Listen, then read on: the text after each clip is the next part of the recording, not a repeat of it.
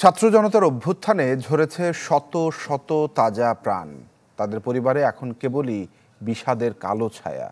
বৈষম্য মোচনের এই আন্দোলনে একমাত্র উপার্জনক্ষম স্বজন হারিয়ে দিশেহারা অনেকেই। সুলতান মাহমুদ আরিফের রিপোর্ট, আর ক্যামেরায় ছিলেন তুষার লস্কর। মিরাজ আছেন, তবে শ্বশুরের নয়, ছবি হয়ে। আর বেদনা জাগানো স্মৃতি হয়ে পড়ে আছে তার ব্যবহার করা জিনিসপত্র। মিরাজ হোসেন পাপ্পু ফ্রিল্যান্সিং করতেন। পরিবারে আছে বড় বোন, ছোট ভাই আর বাবা মা। কোটা সংস্কার আন্দোলনে যাত্রাবাড়ি এলাকার কর্মসূচিগুলোতে নিয়মিতই অংশ নিয়ে আসছিলেন 29 বছর বয়সী মিরাজ। হাসিনা সরকারের পতনের পর বিকেলে হাজারো জনতার সাথে রাজপথে ছিলেন তিনিও। কিন্তু যাত্রাবাড়ির থানা পুলিশের নির্বিচার গুলিতে অনেকের সাথে মৃত্যু হয় তরুণ ফ্রিল্যান্সার মিরাজেরও। খালি দেখি রক্তের বন্যা, রক্তের বন্যা।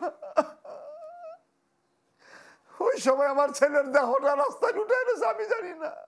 তার পরিবারে 5 আগস্ট থেকে যেন নেমে এসেছে বিষাদের গভীর গাঢ় ছায়া। তাদের দৈনন্দিন সব কাজে আর গল্পে মিরাজের স্মৃতি আর কথায় ঘুরে ফিরে আসছে বারবার। আমি ছিলাম থানার পিছনে, আমার ছেলে ছিল থানার সামনের গেটে। কিন্তু আমার সামনে দিয়ে লাশের মতো লাশ, কেউ ওই ব্যান গাড়িতে নিয়ে গেছে, কেউ ধৈর্য নিয়ে গেছে, কেউ রিক্সা করে নিয়ে গেছে। আমি তখন ফোনটা পাই, আমি বেকুল হয়ে যাই, কি হইল আমার ঘরে।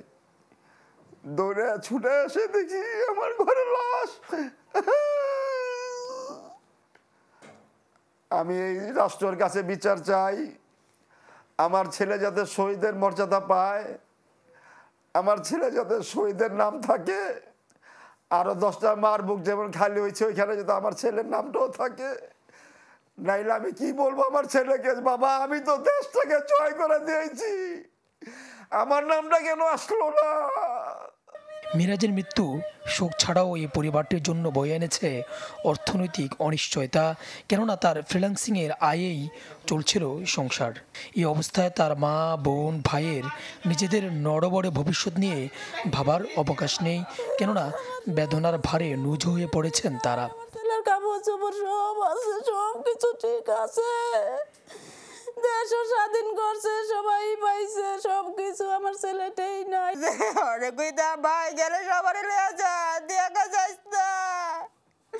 এটা কইতাম আমার ভাই রে, শহীদেরা সবাই করে একসাথে, সবাই শহীদ হইতাম, আমার ভাই একলা শহীদ হইত না।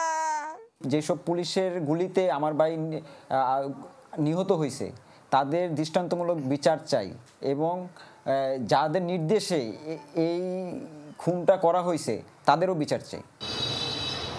5 আগস্ট ঘর ছেড়ে বেরিয়েছিলেন মিরাজের বাবা আর তার ছোট ভাইও। দুজন ঘরে ফিরেছে, ফিরেননি শুধু মিরাজ। শেখ হাসিনা সরকারের পুলিশের গুলি ফিরতে দেয়নি তাকে। এখন এই পরিবারটির দাবি মিরাজ যেন পায় ফ্যাসিস্ট সরকার পতনের আন্দোলনে শহীদের স্বীকৃতি। Sultan Mahmud Arif, channel 24, Dhaka. Mr. Noodle, amazing.